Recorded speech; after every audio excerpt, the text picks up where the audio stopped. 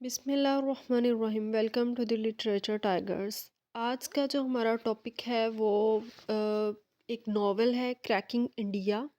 ठीक है, इसका दूसरा नाम आइस कैंडी मैन भी है। और क्रैकिंग इंडिया नावल है जो कि पब्लिश किया गया बाय बेप्सी सिद्धवा। ठीक है, बेप्सी सिद्धवा जो हैं वो इसकी ऑथर हैं, इसकी राइटर हैं, नावल की नॉवेलिस्ट और पाकिस्तानी। ये पारसी पाकिस्तानी पंजाबी हैं, मतलब 3P, पारसी, पाकिस्तानी और पंजाबी। और ये गुजराती हैं और पारसी रिलीजन से बिलोंग करती हैं। ये जो एक नावल है ये एक set against the backdrop of partition of British India 1947। ये बेसिकली इसका जो बैकड्रॉप है वो 1947 की जैसे जैसे पार्टीशन हुई, जब बड़े सग़ीर दो हिस्सों में तकसीम हो गया पाकिस्तान और हिंदुस्तान, वहाँ के तब क्या कंडीशंस थी, लोगों की मेंटल साइकी पे क्या असर हुआ था, वो सारा हमें इस नॉवल के थ्रू देखने में मिलेगा। और जो एक रिलीजियस माइनॉरिटी है, ठीक है, पारसी बहुत कम तादाद में थे, तो वो जो रिलीजियस माइनॉरिटी है वो भी हमें देखने को मिलेगी। ठीक है, जो स्टोरी है वो नरेट करती हैं लिनी, जो कि एक young Parsi girl with polio है। ये 4 इयर्स की तब दिखाई गई हैं, ठीक है, जब नॉवल स्टार्ट होता है। और स्टोरी अनफोल्ड होती है लाहौर में, a city torn apart by religious and political strife. ठीक है, जो कि बाद में लाहौर भी डिवाइडेड हो गया था। उसके बाद कम्युनल टेंशंस जैसे ही राइज करती हैं, Lenny's personal experience provides a lens through which reader witnesses the impact of partition on various communities. अब हम देखेंगे कि डिफरेंट कम्युनिटीज़ पे पार्टीशन का क्या इम्पैक्ट हुआ। ठीक है, पारसीज़ ने किस तरह सफ़र किया, सिख्स ने किस तरह सफ़र किया, हिंदूज़ ने, मुस्लिम्स ने, वो सारा हम देखेंगे। नोवेल बहुत सी थीम्स को भी एक्सप्लोर करेगा, जिसमें complexities of identity, relationship, survival in the midst of political upheaval. तो इसमें जो पॉलिटिक्स है ये भी बहुत हमें थीम जो है वो देखने को मिलेगा। और आज की इस वीडियो ये इंट्रोडक्टरी वीडियो होने वाली है, इसमें हम इंट्रोडक्शन देखेंगे, ठीक है, इसमें हम कैरेक्टर्स देखेंगे, थीम्स देखेंगे, और उसके बाद जो है वो हम नेक्स्ट वीडियो में इंशाल्लाह इसकी समरी भी डिस्कस करेंगे। तो यहाँ पे ये है कि जैसे ही cracking India grapple with consequences of religious and cultural divisions and the narrative sheds light on the human cost of historical events. The title cracking India metaphorically suggests the breaking and fragmentation of a nation as well as the shattering of individual lives. अब देखें, जो जो इसका title है cracking India, ये बहुत wisely choose किया गया है। ठीक है, बहुत वाइजली चूज़ किया गया। और इस नॉवल पे एक मूवी भी बन चुकी है, ठीक है, अर्थ नामी मूवी, जो कि 1998 में बनी थी। उसके बाद फेमिनिस्ट अप्रोच से ये लिखा गया है। इसमें यहाँ पे हम ये देखेंगे कि एक only child of her parent लेनी है।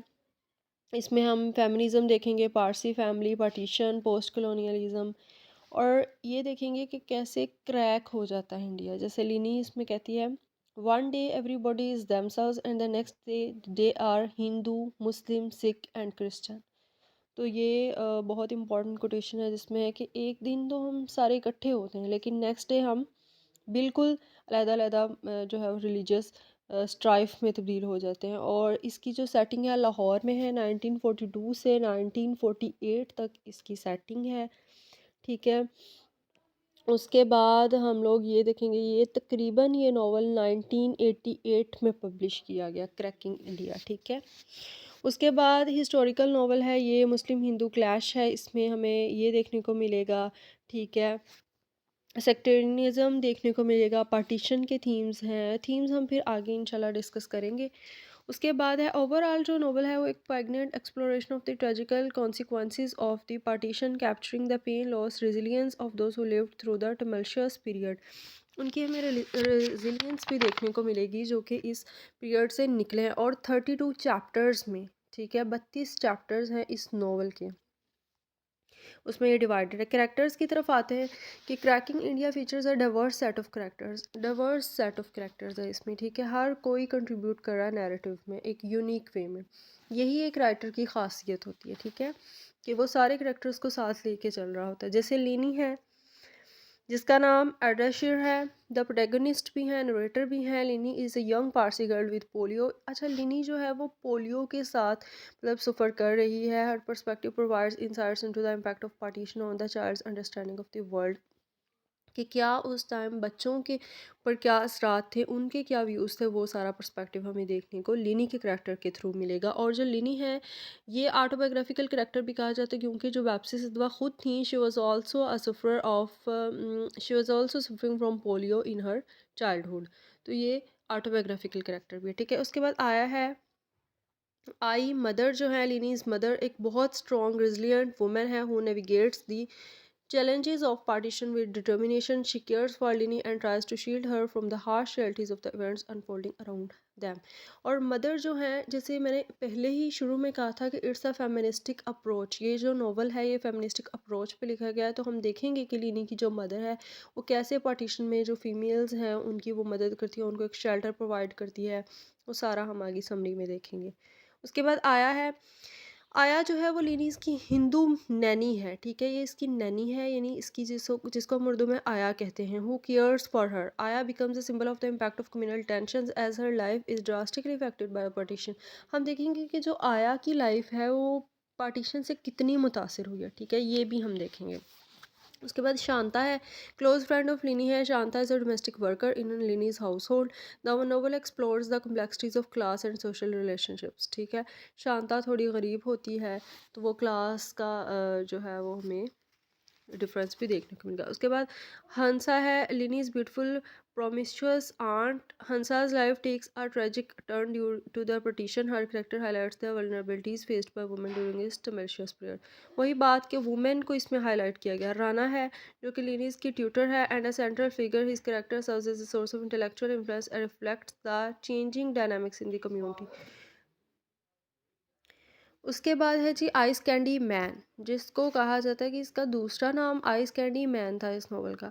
तो ये भी एक मिस्टीरियस चेरिश्मेटिक मैन है, नेबरहुड में ही रहता है। ये represents the unpredictability and danger associated with communal tensions during the petition. हम देखेंगे कि ये आइस कैंडी मैन किस तरह आया की ज़िंदगी को डिस्ट्रॉय करके रख देता है, ठीक है, वो भी हम देखेंगे।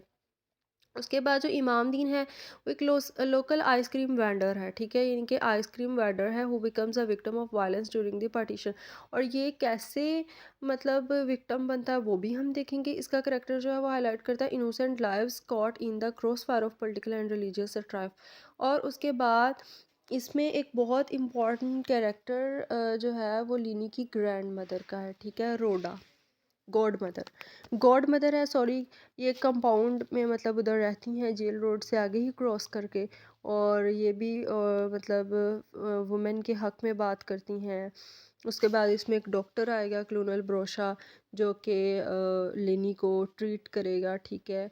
और इस तरह इसमें कुछ और भी करेक्टर्स हैं, लेकिन यहाँ सिर्फ मेजर करेक्टर्स दिए गए हैं। उसके बाद ये जितने भी करेक्टर्स हैं ये इनकी डाइवर्स बैकग्राउंड्स हैं, इनके एक्सपीरियंसेस हैं, और ये कंट्रीब्यूट करते हैं थीम्स की तरफ, ठीक है। थीम्स और आइडेंटिटी क्राइसिस, जैसे वो रिलेशनशिप्स थे, ठीक है, वो सारा कुछ इन करेक्टर्स के थ्रू ही हमें एक्सप्लोर होगा। नेक्स्ट है जी थीम्स। जो थीम्स है वो डिफरेंट थीम्स हैं, ठीक है।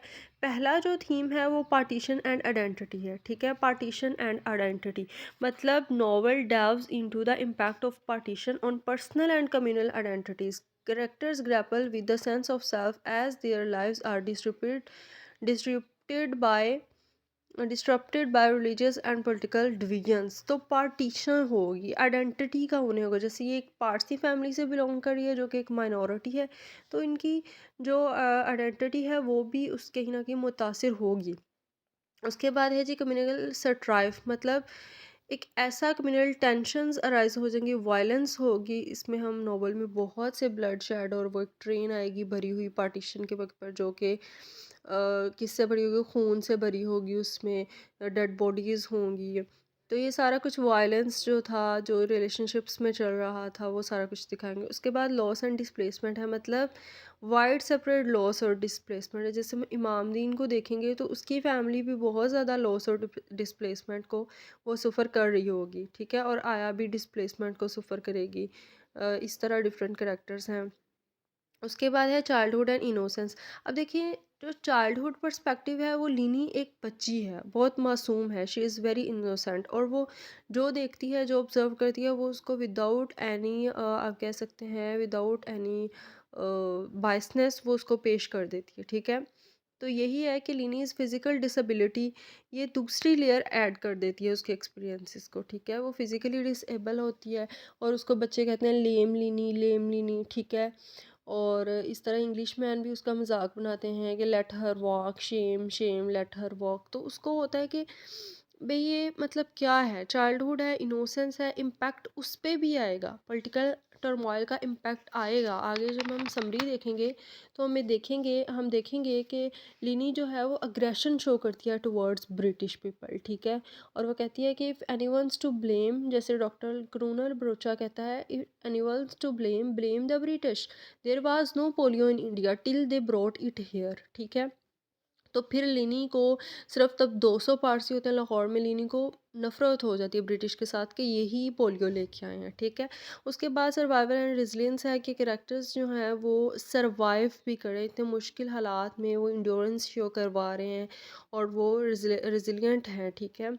उसके बाद पॉलिटिकल कॉम्प्लेक्सिटी है कि जैसे cracking India does not shy away from examining the political complexities that led to the partition, it offers insights into the decisions made by political leaders and repercussions on the ground, ठीक है? उसके बाद social hierarchies है, मतलब जो social hierarchies है वो भी जैसे क्लास डिविजन्स हैं, ठीक है? कोई गरीब है, कोई अमीर है, कोई, तो वो भी इसको हम रिलीजन कास्ट की बुनियाद पे कैसे हैं, उनके इवेंट्स क्या हैं और ये सारे रोल्स पार्टीशन में कैसे प्ले करते हैं, ये सारा कुछ हम देखेंगे।